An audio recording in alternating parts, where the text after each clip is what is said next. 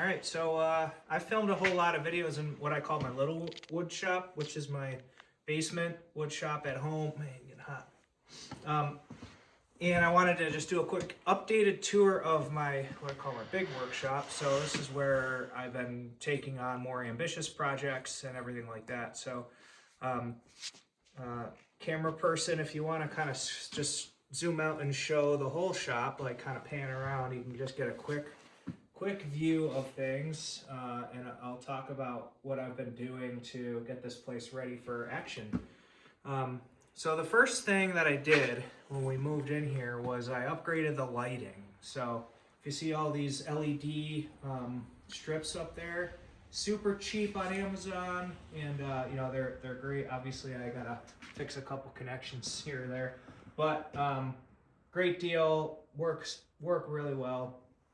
And so you always want to have good lighting in your wood shop. The second thing is I'm big on safety. So if it's dark, you're more likely to get hurt. Also, air quality is super important. So I probably researched this more than I should have, but I ended up going with the Clearview Cyclones. This is a 5 horsepower, 1700 CFM. I can't remember the model number. And it was a little scary because I bought it and then installed it and I loved it, and then Clearview went out of business. But then they went back in business. So a new owner has bought the company. They're innovating. I'm really excited about that. I've been super happy with this. It is very DIY friendly. It comes as a kit. You build it up, and you know, it's just been a great unit. They also offer full metal ones now. So everything in here is 6-inch pipe.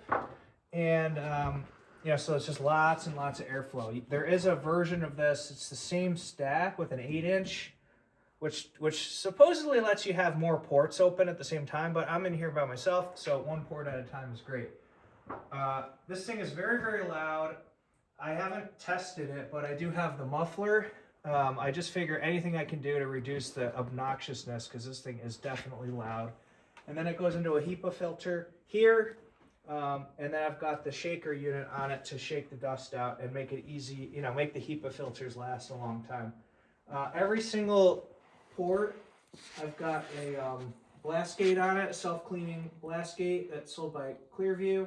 All the piping is SDR35. Sewer pipe works great, pretty affordable. And that's kind of the basis for, in my opinion, like, when you get serious about woodworking, having good dust collection and good lighting, obviously good power, which is another big upgrade we made here, is critical. So I'll talk about the flow. I've got wood storage here, and I'll show up at the end of the video some more wood storage upstairs. I do prescribe and believe in, like, if you are working in a shop, you want to have some kind of flow to your wood. So I do have it set so the operations of planing, joining, cutting, it's got a flow, so things can kind of go in order. So the first step is the planer. It's funny, this tool is what forced me to upgrade the power here. This draws 30 amps, it's a 5 horse motor. When you turn this on and you turn that on, you can't have them both on at the same time on my old power situation. So we did pull 200 amps in. The JP20 is just a workhorse by Jet. It's an absolutely fantastic price for performance. It's got a full 20-inch planer width. This is the helical model, so it's got a full 20-inch helical head, and I still have it kind of jerry-rigged on my dust collection, but it works just fine as it is. So we come over here, we do our planing. The next operation that I typically will do is I'll come over here and I'll start joining. And I will, you know, run the edges, one edge on here to give me that nice crisp corner. Of note, I know there's a lot of woodworking religion about wood order to joint, plane, get your 90s and everything. A lot of the stuff that I work with tends to be like 1x or slabs that are, you know, a lot thinner than they are wide. So I'll take some liberties. I'll just plane them on both sides. They're square enough for the projects I'm doing, but I obviously know, you know, what you need to do to make a piece perfectly square when needed. So So come over here, I'll joint, and if we look, this is a good shot of a helical head. So if you're not familiar, a helical head has these little tiny carbide cutters, which will, they're super hard and they're very inexpensive. They also have 4 cutters per head. So if you chip one, you just take this screw out and rotate it 90, put it back together, and you've essentially got a new blade. Very, very affordable way to, keep your blades up, and you don't have to deal with all of the nuances of setting and managing knives. So we plane, we joint. Next station, sometimes the wood will stop over here to just get cut to length. Again, I use this to, this is a highly accurate saw. It's the Bosch. One thing I really love about this saw, because I hate sliders. Here, show this part. I hate slider saws that get all gummed up. This saw is actually a lever action saw. So if you see right here, you can see how the levers, the way the arms are designed are what keep the saw perfectly square. And this is just such a great design by Bosch. I can't recommend it highly enough. It blows the doors off any other slider that I've ever used, and how smooth it is.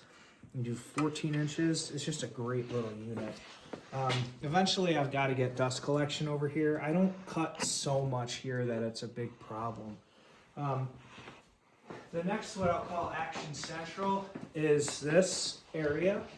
So if you kind of back up, I'm going to explain this whole saw. This is a SawStop industrial 3-horse. I was really debating whether I wanted 3 or 5. I went with the 3 because it was like $800 cheaper than the 5 at the time. And again, I bought this before I upgraded the power, so I knew 5 would probably be too much power, so I went with the 3. 3 is a lot anyway. I think the only difference between a 3 and a 5 is feed rate, which I'm not doing production work here, so it's fine. I know there's a lot of debate, love and hate for SawStop. Here's where I'm at with that. I like to have 10 fingers.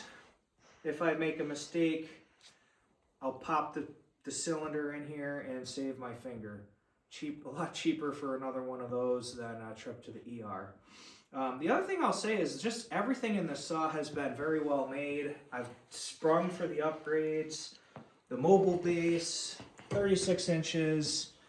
Really nice, this is actually I can't remember what they call it. They do have a newer fence now, which has more whirligigs on it. I added the, this red stripe here is a rip flip fence. So if you come down here, I can do rip flip to control my fence and really dial in where I want the fence to be and kind of set in multiple widths at the same time. Dust collection arm over the top. And then what I really had a lot of internal conversations about myself was, where am I going to do my routing? And I decided to put it right on the table saw for a few reasons. One is this whole thing moves as a unit in case I've got to move it. Number 2, a lot of times I am doing my table saw work and then I need to route immediately after. So it is a nice flow. And when I need the whole table, I just take the fence off and I've got all this space. This is a Jessom, here looking here, PowerTech router. I don't remember the specs. It's strong. It's basically as strong as you can get without having a shaper. It's great for profiling stuff and all kind of general purpose routing, variable speed, all that jazz. I did add a outfeed table. This is probably the one upgrade I have some reservations about. Everything on SawStop's like $400 or something. I did buy this on sale, and it's fine. And I bought it because I wanted it to, I like how it folds down. The truth is, I don't really fold it down too much, and I think it would be more useful to have like a cabinet with some drawers and some storage and all that kind of stuff. So I might rethink the table at some point. As you can see, I've got, this requires multiple dust ports at the same time, so we're all hooked up for that.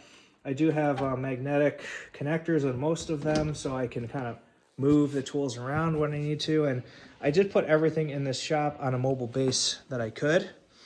So then the last stop on Wood's journey, we look over here, camera person, is sanding. So I've got this drum sander.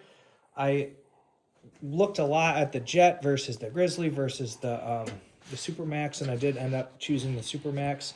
I feel like this is a little overbuilt.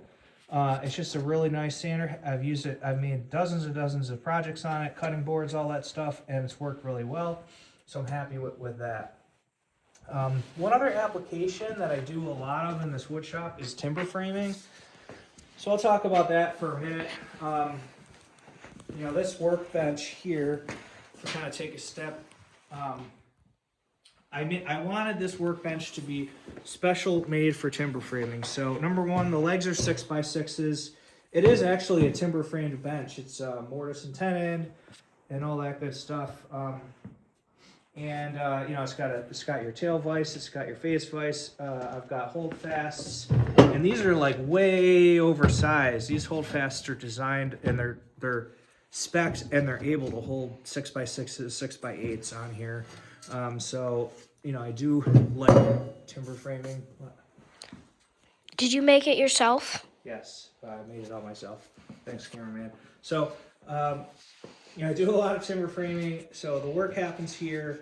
Again, it's on wheels, so I can move it. Then if I take a run over here, this is kind of the timber framing tools area. So this guy grabs a lot of attention. It's a 16-inch beam saw. It will cut 6x6s in one pass. It'll cut 8x8s and leave a little tiny bit that just has to be shaved. Got my mortise chainsaw mortise, so that speeds that process up intensely. I've got a 10-inch saw. I've got an regular 7-inch saw. You know, lots of odds and ends for timber framing over here, so I try to keep them organized. And then in the back, just to kind of finish the tour, I do have kind of an auxiliary workbench with a little vise on it. I've got a drill press. This is a Powermatic, you know, my He-Man. I have the Powermatic. Again, just every shop needs a drill press, so that was on sale. Tons of clamps. One problem I have is no clamps storage right now. I'm getting really tired of moving them around. I'm debating wall storage or a cart. I think I'm gonna go wall storage because of the space in here is getting full. This entire toolbox is full of woodworking tools. You know, not that drawer, but like here's like timber framing stuff in here. So all my big wood timber framing chisels, stuff like that. You know, I've got planers over here and kind of all that. And then I like to keep all my safety gear always on top so it's easily accessible. And the newest person in the family are these anti-vibration gloves because I've been doing a lot of sanding. Yeah, so that's the downstairs of the shop. Let's go upstairs real quick and I'll talk about some other wood that I've been collecting. Also, there's enough room over here for a dart alley if you ever stop by and want to play a game. So up these stairs is wood storage. It gets really hot up here in the summer. So it does a little bit behave like a kiln up here. This building is so turn this way. This building is so leaky. I don't worry about ventilation too much. It's just a shell with no air sealing or anything. So anyway, I've been collecting. This is all pine that was given to me by a good friend. Lots and lots of that. My real, crowning glory is right here. This stack and that stack is all black walnut that I had a tree slabbed, and then over here we've got cherry. All this cherry I slabbed up with my chainsaw mill. Some did better than others, but it's still a lot of useful wood that I can make things out of. So anyway, I've got a few more projects in the works where we'll have a lot more milling happening this summer. And yeah, so that's like my wood shop right now. I'm really jazzed because this is last season. I was still finishing the dust collector. I was still finishing the plumbing. It was months of work until I could even use the place. Still putting tools together and everything. Now I'm like pretty much ready to go. I want to build a little storage for clamps. I want to build some jigs for my table saw and get making. So it's going to be an exciting year up here at the camp and making some new projects. So thanks for checking in the channel. See you around.